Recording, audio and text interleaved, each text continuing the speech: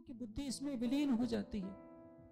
सारी सृष्टि का ज्ञान यहां तक आकर के थक जाता है। सारी सृष्टि, चारों वेदों को पढ़ने वाले अक्षरातीत किसको मान लेते हैं? उसी नारायण को।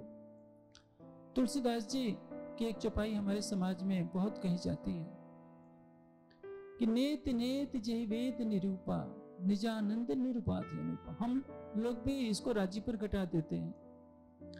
नेति नेति जय वेद निरूपा, वेद जिसको नाइत नाइत कह के वर्णन करते हैं, वो क्या है? निजानंद है, आनंद का सागर है। निरुपाध, सभी उपाधियों से परे है।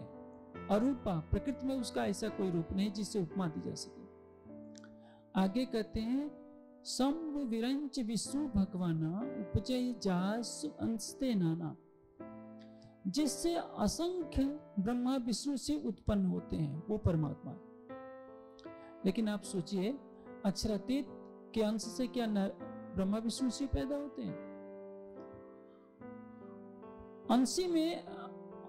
अंश में अंशी का गुण आता है। सोने का एक टुकड़ा हो और उसके और टुकड़े हो तो उसमें सोने का ही तो गुण आएगा, चांदी का गुण नहीं आएगा। नारायण क्या है? अक्षर के स्वाप्निक रूप है।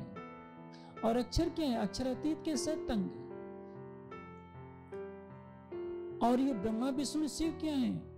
आदि नारायण के संकल्प के सांकल्पिक प्रतिबिंबित चेतन है। उनके संकल्प से ब्रह्मा विष्णु जैसे असंख्य ब्रह्मा विष्णु शिव का प्रकटन होता है, क्योंकि नारायण अक्षर का स्वाप्निक रूप है।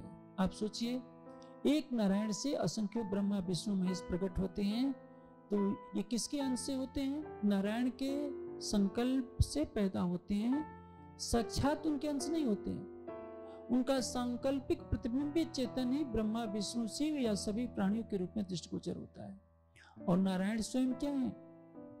अक्षर ब्रह्म के मन के स्वप्निक स्वरूप। हमको अक्षरातीत का अंश नहीं कर सकते, लेकिन दुनिया अक्षरातीत किसको माने बैठी है? नारायण को। परम धाम किसको माने बैठी है? आप जैसे, मैं आपको एक दृष्टांत देता हूं। आप एक कोई राजा है, राजा सो गया है, तो सपना में भी क्या देखता है कि मैं राजा हूं और वन में शिकार करने गया हूं। तो स्वप्न में भी वो अपने को राजा ही मान रहा है कि जो जैसा सोचता है वैसा ही सपने में प्रतिभासित होता है। अक्षर ब्रह्म का मन जिस आनंद में डूबा हुआ था, वो स्वप्न में भी अपने को उसी रूप में देखता है। इसलिए अथर्ववेद के एक मंत्र में कहा गया है, अपाद अग्रे संभवत स अग्रे स्व आभरत चतुष्पाद भुक्त्वा भुक्त्या सर्वम अदत्त भोजनम। शिष्ट के उत्पन्न होने से पूर्व ब्रह्म आनंदमय धाम में था। कहां आनंदमय धाम है किसी को नहीं पता। चतुष्पाद विभूति क्या है? अंदाज से सभी वेद के विद्वान इसका अर्थ करेंगे।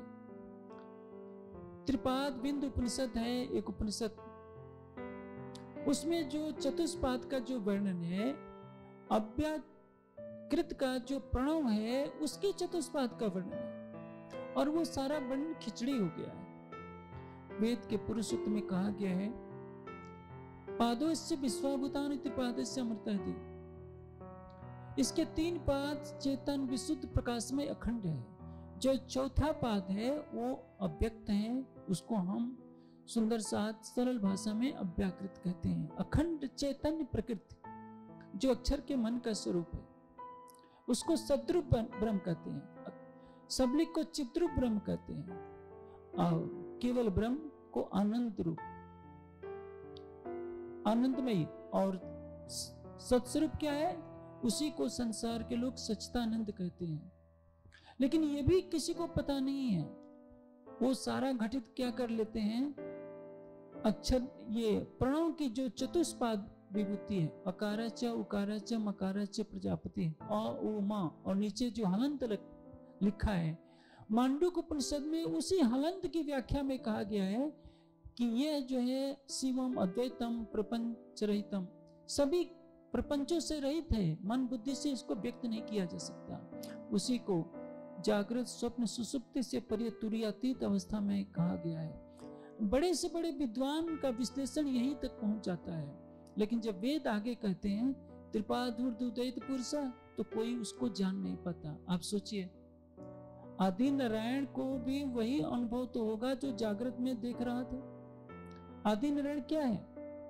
अक्षर का मन जो अव्याकृत है, उसी का स्वाप्निक रूप। जो अव्याकृत अपने को चेतन धाम में देख रहा था, अब वो मोह सागर में जब स्वयं को देखने लगता है तो वो नारायण कहलाता है। तो निश्चित है कि अव्याकृत में जो आनंद की धारा है, वही धारा प्रतिबिंबित होगी नारायण के हृदय में। तो जितने बड़े बड़े योगी मोक्ष को, जिसको कैवल्य पाद कहा जाता है, योग दर्शन में जिस कैवल्य का वर्णन है, उस कैवल्य की उपलब्धि बड़े बड़े योगेश्वर करते हैं, जो हिमालय की गुफाओं में दिन रात समाधि में लगे रहते हैं, जो इतने निर्विकार हो चुके होते हैं, जिनमें काम नहीं, क्रोध नहीं, लोभ नहीं, मोह नहीं, अहंकार नहीं, वो इस निराकार मंडल में घूमते रहते हैं। चाहे व्यास जी हो, चाहे जैमिनी हो, पतंजल महर्षि हो, बड़े बड़े योगीराज। हम सुंदर साथ तो कुछ भी नहीं। राज जी ने हमें कितना ज्ञान दिया है, ये हमें कुछ नहीं मालूम है। हमें उसकी गरिमा का कुछ भी आभास नहीं है। जिस दिन वाणी की गरिमा का आभास हो जाएगा, शायद एक पल भी हम राज्य के बिना रहना नहीं चाहेंगे।